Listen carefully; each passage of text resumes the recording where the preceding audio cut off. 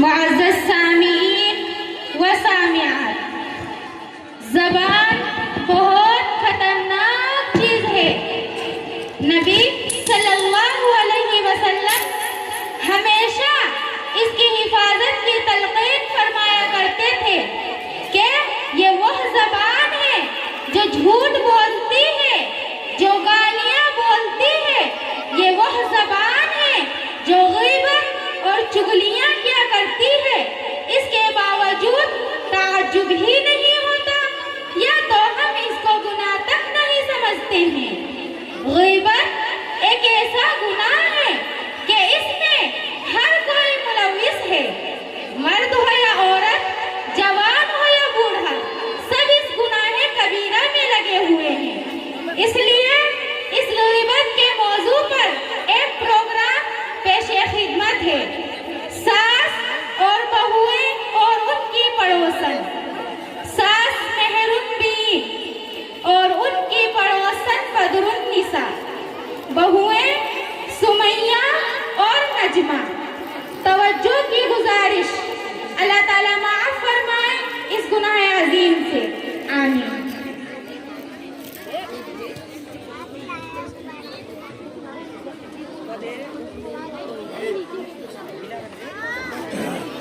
बैठिया ही ना यार, तुम लोग हमारे पीछे लगे हो।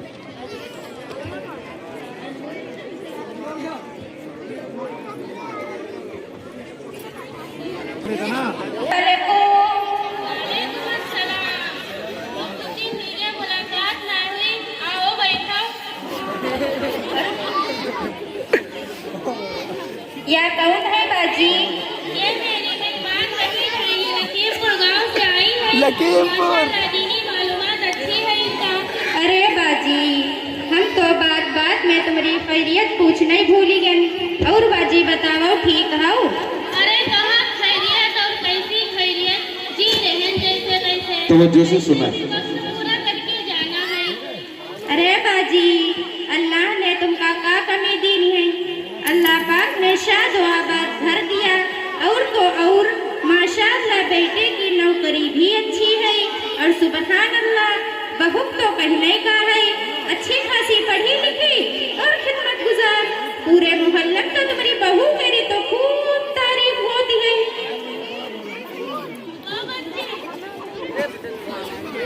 चुपा बच्ची, मेरा मुंह ना खुलवाओ। कैसा लड़का और कैसी बहू, वो चुड़ैल बात करती हो। पता है वह शहर से आई है, बहुत पढ़ी लिखी है, लेकिन उनका बूढ़े लोग की कदर थोड़ी है। कभी नहीं पूछी हुई है कैसी हो, बीमार हो या किस हाल में यहाँ, ना मालूम। उनकी सोच तो हमेशा यह रहा है, बस जल्दी जल्दी इन लोगों से छुटकारा मिले। और बहू रानी तो पूछने का है, महारानी तरीके 10 बजे दिन में सोए उठती है, ना घर की सफाई, ना झाड़ू, ना पोछा, ना नाश्ता बना पाती है। अच्छा बदरुन, तुम बता, ये सारे काम घर के बड़े बूढ़े के बतावे तो आवत है। हाँ बाजी, यह बात तो तुमने एकदम सही कही। ओफो, हाँ अगर इनके मैके कोई है जाए तब फिर देखो ऐसा सारा काम कर बैठती है जैसे कि बरसों करती चली आई रही हो। फिर पकवान तो पूछने का है, वो बिरयानी, वो तरह तरह के गोश्त, वो जर्दा, वो पुलाव, ना जाने फिर कितने तरह खाना तैयार हो जाती है। अगर मेरे रिश्तेदार को आ जाए तो फिर इनकी बीमारी बढ़ जाती है, तब ना काम खाद लगेंगे, तब ना इनके पैर चलेंगे। फिर कभी सर में दर्द, तो कभी पेट में दर्द, तो कभी यह बीमारी, तो कभी वह बीमारी, फिर एक ना 1000 बहाना बनेंगे। अगर कभी पकाए नहीं तो दाल तो पूछो ना, जैसे कि तालाब में पानी छोक लाई हुई, और चाय तो पूछो ना, जैसे कि काली सूरत हो। चावल पकाती है तो खाते पेट में दर्द शुरू। फिर 2 दिन मामा का याद आ जात, ओहो, मैं के जाने के बाद अम्मा पल्लू से ऐसे बन जाती है जैसे कि वह मिसाल लाई नहीं गई है। भैंस पानी में जाने के बाद बहुत मुश्किल से निकला नहीं, ऐसे मेरी बहू अम्मा पल्लू छोड़ के बहुत मुश्किल से आवत है। अरे बाजी, तुम्हारी बहू तुमका इतनी तकलीफ देती है, फिर भी तुम कुछ कहती नहीं हो का? देखो बहन, हम तो बोलत बोलत तंग आए गए हैं, अब कुछ भी बोलना मुश्किल हुई रहा है। इन लोगों से ने कुछ भी बोला तो बहू रानी तो बाद में है, पहले मेरे लड़के के माथे पर पल पड़े लगती है। यह है कि आप खून के घूंट पी पी के चुप रहा पड़ती है।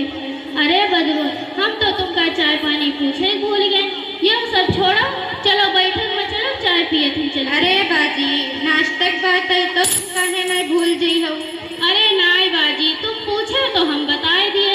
अब चलो, अच्छा ये सब छोड़ो, बैठक में चलो चाय पिए थे चलो। चलो बाजी, चलो।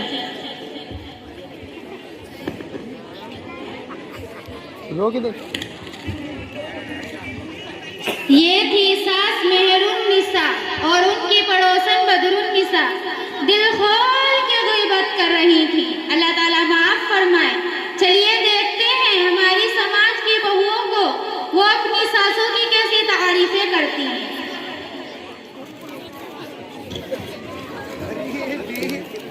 देख टीमो एक काली 650 रुपये गई।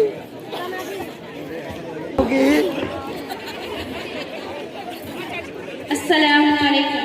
वालेकुम अस्सलाम। कैसी हो बहन?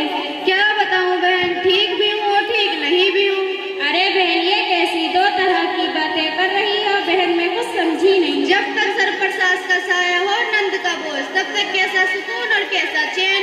अजी सुमैया बहन, माशाअल्लाह, आप कितनी खुशकिस्मत हैं कि आपके सर पर सासू माँ का साया है। नजमा, क्या तुमने भी खुशकिस्मत की रट लगाए बैठी हो? भला मैं कैसे खुश रह सकती हूँ? मुझ बदनसीब का दज्जाल जैसी सास और डायन जैसी नंद। नजमा, एक बात पूछूं? हाँ पूछो बहन। अच्छा ये बताओ, औरतों की तारीख में सबसे ज्यादा खुशकिस्मत औरत कौन थी मालूम? नहीं। अच्छा मैं बताती हूँ। हाँ बताओ। वो सारे इंसानों की माँ हजरत हव्वा अलैहिस्सलाम थी, इसलिए कि ना उनकी कोई सास थी और ना ही नंद। वो क्यों? इसलिए कि ना उनकी कोई सास थी और ना ही नंद। बहन, आप अपनी सास से क्यों इतना परेशान हैं? मेरी सास तो सास नहीं, फसादन की जड़ है। परेशानी की तो माँ है, जब देखो मुंह चिढ़ाई हुई, नाक खिलकाई हुई, जैसा लगता है नाक खड़ी हो नाक। क्या बताऊं बहन, खाऊं तो परेशानी, उठूं तो परेशानी, बैठूं तो परेशानी, कुछ बोलूं तो गुस्सा, अच्छी बात करूं तो चिढ़ जाना, और खामोश रहूं तो मगरूर हुआ मुतकब्बिर। मेरे काम में बात बात पर निकलना, नुक्ताचीनी करना, कभी भूल कर भी हिम्मत अफजाई नहीं करती। और उनकी बेटी गलतियों पे गलतियां करती जाती, उनको कहती चलो छोड़ो, बेटी भूल गई होगी। जब ये सारी मुसीबतें मेरे सर पर हैं, बताओ मैं इनको क्या नाम दूं? चलो छोड़ो बहन। अच्छा ये बताओ, अब खैरियत तो है? कैसे आना हुआ? अरे बहन, यही मेरा भी हाल है। एक तो सास की परेशानी और दूसरी मेरे घर में एक तलाकशुदा। मेरी चुड़ैल नंद तो दिन रात से पकाती रहती है, मैं उस घर की नौकरानी बन गई। ऐसा लगता ही नहीं कि मैं उस घर की बहू हुई नहीं। हाय अल्लाह, एक तो चुड़ैल की खिदमत करूं और ऊपर से उनके बच्चे की भी, और उनके नखरे अलग अलग, ये अच्छा नहीं वो अच्छा नहीं, और खाना भी डबल पकाऊं भी, रास्ता बना के बैठी भी नहीं। नंद और उनके बच्चे सब मिलकर पूरा के पूरा साफ कर चुके होते हैं, फिर से खाना बनाना पड़ता है, या तो जो बचा कुचा हो उसे खा लेना पड़ता है। और मैं तो सोचती रहती हूँ कि ये मुसीबत मेरे सर पर कब जाएगी। अरे बहन, ये कौन है? माफ करना, अपनी बातों में पूछना भूल गई, वैसे कौन है और कहाँ से आई है, क्या करती हैं? ये खुशनुमा आंटी लखीमपुर गांव से आई हैं, 2-3 दिन यहाँ रुकेंगी, इनको दीन की अच्छी मालूमात है। अरे खुशनुमा, तुम अभी ये बैठी हो? अरे ये सासू माँ बैठी है। अच्छा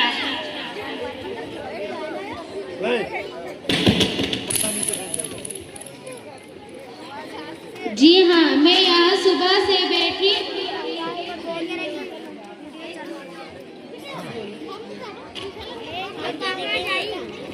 जी हाँ, मैं सुबह से घर में बैठी हूँ, देख रही हूँ एक दूसरे के शिकवे शिकायत, एक दूसरे की ग़ीबत ही ग़ीबत, और ज़बान के गुनाह तो कसरत से हो रहे हैं। माफ़ फरमाए अल्लाह ताला। जहाँ 2-4 औरतें बैठी, बस तज़किरा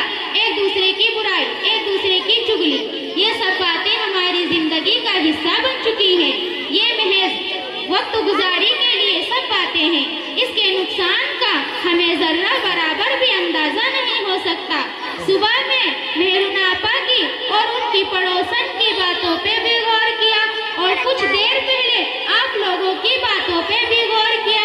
गीबत ही गीबत। गीबत क्या जो बात थी वो सब हम कह रहे थे। हाँ सही तो है। अरे बहनों सुनो तो सही, इसी को गीबत कहते हैं। जो हम किसी के पीठ पीछे बात करते हैं वो बात उसमें मौजूद हो वही गीबत है, अगर ना हो तो वो बुहतान है।